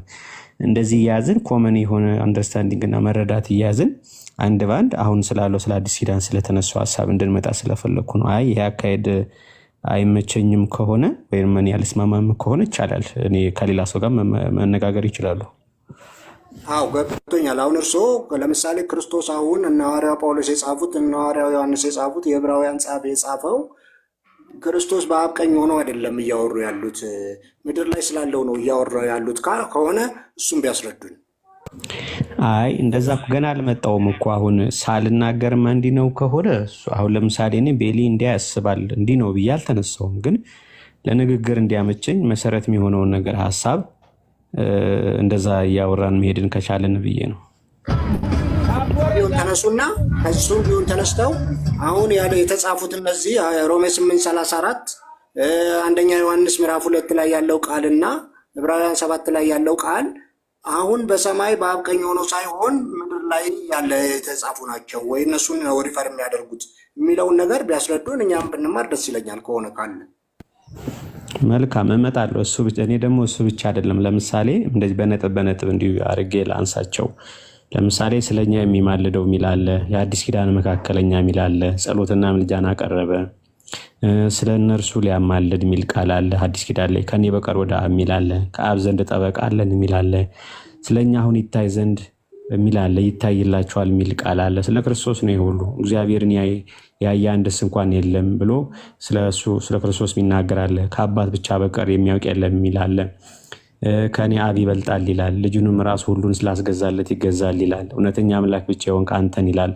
አምላኬ ለምን ተውከኝ ይላል። ወደ አምላኬና ወደ አምላካችሁ ይላል። የኢየሱስ ክርስቶስ አምላክና አባት ይላል። እነዚህ ሁሉ በአዲስ ኪዳን የተጠቀሱ ስለ ክርስቶስ ነውና እነዚህን ሁሉ አንድ ባንድ አሁን ለማንሳትና ለመረዳት የዚህን መሰረት ግን ማወቅና መረዳት አለብን ብዬ አንደኛ እዚህ ጋር ላለው ለተቀመጠውም፣ ሁለተኛ ከታችም ከላይም ላለው ለሚሰማን መሰረታዊ የሆኑ ነገሮችን ከስር እያነሳን እርሶም ያነሳሉ፣ ችግር የለውም እያነሳን እየተነጋገርን እየተማማርን መጽሐፍ ቅዱስን መሰረት አድርገን ይሄ እኮ እንዲህ ነው፣ እኔ እንደዚህ ተረዳሁት፣ ይሄ እንደዚህ ነው ያየሁት ብሎ ብንማማር ምናልባት የሚቀል ከሆነ ነው።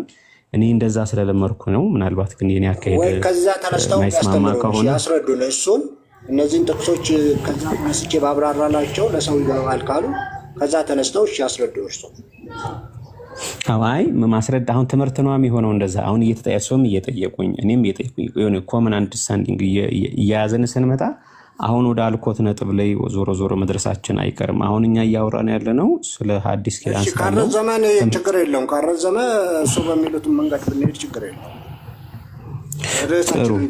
እየተማማረ እንደምመልክ አይ እንትን እንዳይሆን ነው ክርክርን አልወድምና ወይ ያስተምሩኛል ወይ ያስተምሮታለሁ። ልዩነቶቹ እንዳሉ ሆኖ ግን የሆነ ነጥብ ይዘን እንድንሄድ ነው የኔ ሐሳብ።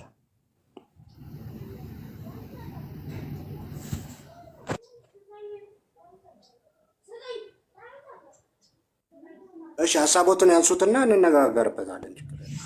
መልካም እንግዲህ የሰው ልጅ እንደ አጠቃላይ በሁለት መንገድ የክርስቶስ ጠላት ወይንም ክርስቶስን ሳይረዱት ይኖራሉ ብዬ አስባለሁ። ማለት ባለመገዛት ውስጥ የመጀመሪያው ባለማመን ነው። ባለማመን ውስጥ ወይንም በክህደት ውስጥ እርሱ የእግዚአብሔር አብ የባህሪ ልጅ መሆኑን ባለማመን፣ ያደረገውን ነገር ባለማመን፣ የፈጸማቸውን ነገሮች ባለማመን፣ አድርጉ ያላቸውን ነገር ባለማመን፣ የእሱን ትእዛዝ ባለመቀበል፣ እነዚህ መሰል ነገሮችን ስንተነትናቸው በዚህ ከክርስቶስ ጋር ላይተባበር ከሐሳቡ ጋር ላይተባበር ይችላል አንደኛው። ሁለተኛው ደግሞ በኑሮ አለመታዘዝ ነው። በኑሮ አለመታዘዝ ነው። መልካም አለመሆን፣ ክፋትን ማድረግ፣ ኃጢአትን መስራት፣ በደለኛ መሆን፣ ወንድምን መስደብ፣ ሌላ ለመሰል ነገሮች ለአንድ ክርስቲያን የማይገባው ተፈጥሯዊ ብቻ ሳይሆን ከማህበራዊ ሕይወት ጋር ተያይዞ ራሱ እንደ ክርስቲያን ሊጠበቁ በማይገባቸው መንገዶች ላይ መተባበር በራሱ በኑሮ ባለመታዘዝ ውስጥ እግዚአብሔርን ወይንም ኢየሱስ ክርስቶስን ሊበድል ይችላል። እንግዲህ አሁን ትልቁ ነገር ስለ ክርስቶስ ስንነጋገር ማዕከል የሚያደርገው የመጽሐፍ ቅዱስ ክፍል የቅዱስ ማቴዎስ ወንጌል ምዕራፍ 16 ቁጥር 13 ይመስለኛል። ዓለም ላይ አሁንም የሚጠየቀው ጥያቄ የሚመለሰው መልስ ይሄን መሰረት ያደረገ ይመስለኛል። ምናልባት መጽሐፍ ቅዱስ ክፍሉን ያስታውሱታል? ይንገሩን እስቲ። ምን ይላል? በአምላካችን ኢየሱስ ክርስቶስ በፊልጵስዩስ ቂሳሪያ ደቀ መዛሙርቱን ምን ብሎ ጠየቃቸው? ማቴዎስ ወንጌል ምዕራፍ 16 ቁጥር 13 ላይ ሰዎች የሰውን ልጅ ማን እንደሆነ ይሉታል ብሎ ይጠይቃል። አስታውሱት አይደለ? አዎ ማመን። እና ይሄን ጥያቄ ከጠየቃቸው በኋላ በነገራችን ላይ ዛሬም እኛ ብቻ አይደለም ዓለም ላይ ማለት ነው ኤቲስቲም ይሁን የሚያምንም በየትኛውም ቤተ እምነት ያለው መቼም ስለ ክርስቶስ ሳይሰማ አይኖርምና ዛሬም ይህን ጥያቄ የማይመልሱት የመጀመሪያ ክፍሎች ናቸው ከሚባሉትን ባሻገር ክርስቶስን ዛሬም ስላለው ማንነቱ በደንብ አድርጎ መጽሐፍ ቅዱስን በመረዳት ውስጥ ያንን የመጽሐፍ ቅዱስ ሐሳብም ደግሞ በመገንዘብ ውስጥም ማን እንደሆነ ለማወቅ የሚለፉ የሚደክሙ አለ። አይ እንዲህ ነው ብሎ የሚረዱ አሉ። ለምሳሌ አሕዛብን ብንመለከት ከነቢያት ወገን አንዱ ነው ይላሉ። ልክ እንደዚህ ባለ ምልከታ የሚያነሱ ሰዎች አሉ። ከመላእክት ወገን ነው የሚሉም አሉ። ለእነዚህ ሁሉ ሰዎች እንደ ክርስቲያን የምንመልሰው መጽሐፍ ቅዱስን መሰረት አድርገን ለመሰረቱም ደግሞ የተቀመጠውን መሰረት ደግሞ መሰረት አድርገን ነው የምንነጋገረው። እና አሁን ስለ ምልጃ ስናነሳ ከክርስቶስ በላይ ነው ስለ ህንፃዎች ነው የምናነሳው። መሰረቱ እሱ ራሱ ክርስቶስ ስለሆነ ማለት ነው። ስለዚህ እነዚህ ነገሮች ሁሉ ስሩታም እየሄዱ ክርስቲያናዊ ወይንም ክርስቶሳዊ የሆነ ሐሳብን እንደ አጠቃላይ ወደ ክደትን ሊመሩ የሚችሉ ሐሳቦች እየተሰነዘሩ ይሄዳሉ። ዓለም ላይ ለምሳሌ በክርስቶስ ብዙ አይነት ቤተ እምነት አለ። ትልቁ ልዩነታቸው ክርስቶስ ማን የሚለው ጥያቄ ላይ ነው። ማን የሚል ጥያቄ ነው። የሚገርመው ግን በዚህ የመጽሐፍ ቅዱስ ሐሳብ ውስጥ በዚህ ቂሳሪያ ላይ ጥያቄ በሚገባ በመመለስ በተፈተነው በከበረውና መሰረቱ በጸናው ደግሞ የማዕዘን ድንጋይ ሆነ በክርስቶስ ካመኑ በኋላ ደግሞ ራሳቸውን በመካድ መስቀሉን ተሸክመው ወደፊት መራመድ ያቃታቸው የንጉስ ልጆች አሉ። በጠላት ሀገር በምርኮ በኃጢአት የሚኖር በብዙ ደግሞ የሚኖሩ አሉ እስቲ አሁን ድረስ ማለት ነው። ስለዚህ የማይታዘዙም አለ፣ የማያመሰግኑም አለ፣ ቅድስናም የሚጎርላቸው አሉ። የእግዚአብሔር ክብርም ደግሞ በኖራቸው ደግሞ የማይገለጡ ሰዎችም አሉ። እነዚህ ሁሉ ክርስቶስን ከመበደል ወደ ኋላ ነው የሚያደርጉት ነገር። ስለዚህ በስራው አንድ ሰው ክርስቶስን ሊክድ ይችላል፣ ከክርስትናን ትምህርት ሊክድ ይችላል። መሰል ነገሮችን ያነሳል ማለት ነው። ምንድን ነው የሚለው? እንደውም ቅዱስ ጳውሎስ ለመንፈስ ልጁ ለጢሞቴዎስ ሁለተኛ ጢሞቴዎስ ምዕራፍ 3 ላይ ክፉዎች ሰዎችና አታላዮች ይላል እያሳቱና እየሳቱ በክፋት እየባሱ ይሄዳሉ ይላል። በሐዋርያት ዘመንም የተነሱ አሉ፣ በክርስቶስ ላይ የተነሱ ስለሱ ምን እንዳስተማሩ በዘመኑ የነበሩ የተነሱ አሉ፣ በሐዋርያት ጋር ክርክር ያደረጉ በሕይወትም ጭምር ባለመረዳትም በቃል እግዚአብሔር በትምህርቱም ጭምር ባለመረዳት ውስጥ ማለት ነውና ይሄ ዓለም የሚጠይቀው ጥያቄ ነው። የቅዱስ ማቴዎስ ወንጌል ምዕራፍ 16 ላይ ያለውን ጥያቄ ዛሬም ዓለም ክርስቶስን ማን ብሎ ያወሳል? ይሄን ጥያቄ ደግሞ ሁሉም ቤተ እምነት ያነሷል። ለትምህርትም ሲቀመጥ ኦርቶዶክሳዊም ተዋሕዶ ቤተክርስቲያን ተከታዩም ክርስቶስን ማን እንደሆነ ይጠይቃል። ልጆቹን ያስተምራል። እንዲህ ነው ብሎ ፕሮቴስታንት ዓለምም ያነሳል፣ ካቶሊኩም ያነሳል፣ ሌላውም በክርስትና እምነት ውስጥ ያለ ሁሉ እንደ አጠቃላይ ያነሳል። እና መሰረተ ሐሳቡ ለዚህ ሁሉ መረዳት ነው። እንደ መሰረት እንዲሆነን ብዬ አስቀድሜ ያንን ሐሳብ ያነሳሁት